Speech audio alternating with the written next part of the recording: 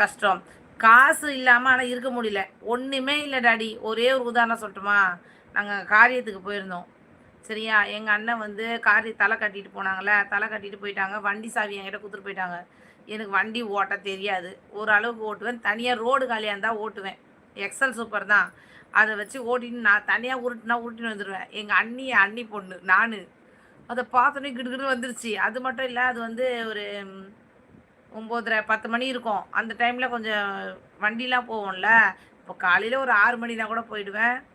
ஆ super அக்கா, வாழ்க வளமுடன். நல்ல பதில். அத தான் நான் சொன்னேன். அது ஷார்ட்ஸ்ல கூட இருக்கும் பாரு. அது ஹைலைட்டா வந்தது. அதனால அப்படியே போட்டு விட்டேன்.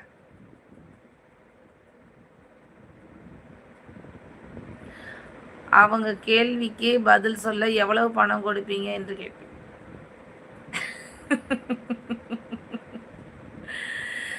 கேளுங்க. உதாரணம் ஒண்ணே ஒண்ணு. காசு இல்லாம கண்டிப்பா இருக்க முடியாது டாடி. எல்லாரும் சொல்றாங்க, காசு பணம் அப்படின்னு. காசு இல்லன்னா ஒரு காக்கா கூட கண்டுக்காது. ஒரு காசு இருந்தா தான் ஏதாவது ஒரு ஒரு ரூ. 5 மிச்சர் வாங்கி போட்டா, அந்த காக்கா வருமே தவிர, நம்ம போடலன்னா அந்த காக்கா கூட வராது. இது ட்ரூ. முற்றிலும் உண்மை. இதுதான் உண்மை. காசுன்றது கண்டிப்பா வேணும். அத்தியாவசியமான பொருள் ஆயிப்போச்சு.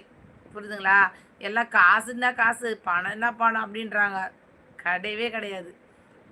நிஜமாவே அவ்வளோ ஒரு எப்படி சொல்றது? அன்னைக்கு அவஸ்தைப்பட்டது எங்களுக்கு ஒண்டி தான் தெரியும். நான் என்ன பண்ணேன், அத சொல்லி முடிக்கலல்ல அந்த கதைய. சாவிய குடுத்துட்டு இவங்க ஆட்டோல போயிட்டாங்க. அவ்ளோ பேர் வந்தாங்க. எல்லாரும் டூ வீலர், பைக்கு, சைக்கிள்ன்னு எல்லாம் போயிட்டாங்க. அதுல என் அண்ணன் பொண்ணு ஒரு செருப்ப தொலைச்சிருச்சு. ஒரு செருப்பு தான் இருக்கு, ஒரு செருப்ப காணோம். அப்பதான் வந்து ரூ. 250 ரூ. 240 குடுத்து வாங்கி குடுத்துக்கிறாங்க. வாங்கி 1 வாரம் கூட ஆவல. அத விட்டுட்டு வரதுக்கு எனக்கு மனசு வரல. தேடுன்னு தேடுறேன். பார்த்தா ஒரு காக்கா கூட இல்ல. சொந்தக்காரங்க எல்லாம் போயிட்டாங்க. வண்டி சாவி ஒண்டிக்குது. நான் என்ன பண்ணேன், கட்டப்பையில துணி கிணி எல்லாம் வச்சு குடுப்போம்ல. அதில என்னோட பர்ஸு, என்னோட ஃபோனு எல்லாத்தையும் அதிலேயே போட்டு எல்லாத்தையும் ஏத்தி அனுப்பிச்சுட்டேன். அவங்கவங்க வண்டியில. இந்த செருப்ப காணோன்ற டென்ஷன்லயே.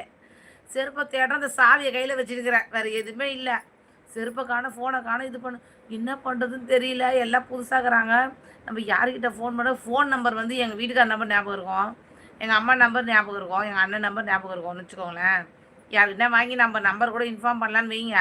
இருந்தாலுமே அந்த ஒரு 5 நிமிஷத்துல என்ன செய்யறதுன்னே தெரியல. காசு இல்ல, ஃபோன் இல்ல, என்ன பண்ணுறது இல்ல. எங்க அண்ணியே புலம்புது. காசு இல்லன்னா அவ்வளோதான் போலல அண்ணி.